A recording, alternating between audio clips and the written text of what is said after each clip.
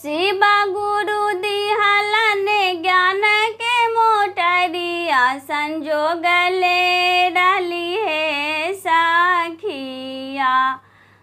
शिव गुरु दिहलन ज्ञान के मोटरिया संजोग ले हलिए है साखिया। आका मामा के चलते मना मोरा पागल भजन मोना कैली है साखिया। आका मामा के चलते मन मोरे पागल भजन मोना कैली है साखिया। दुआरे पर आइलन ब्राह्मण के बेटा भिक्षा देवे चली है साखिया। दुआरे पर आइलन ब्राह्मण के बेटा भिक्षा देवे चली है साखिया। बर की पुतोहिया मनमा के कारा आखिया देखावई है साखिया।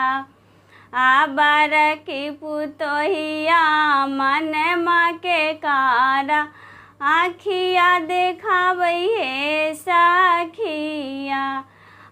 मंझली पुतोहिया हथवा मोरी चौआ छीनिए लेलन है साखिया।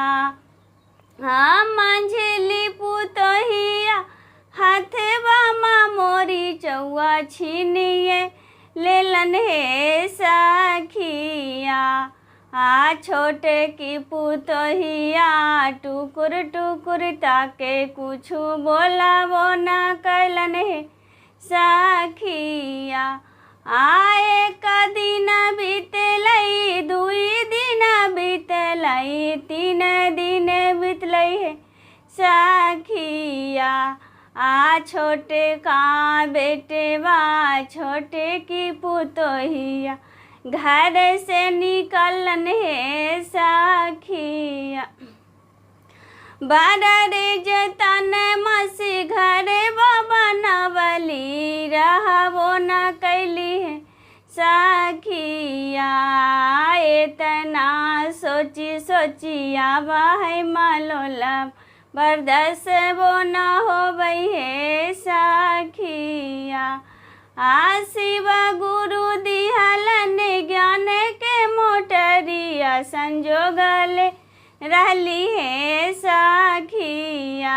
आका मामा के चलते मना मोरा पागल भजन मोन कैली है सा।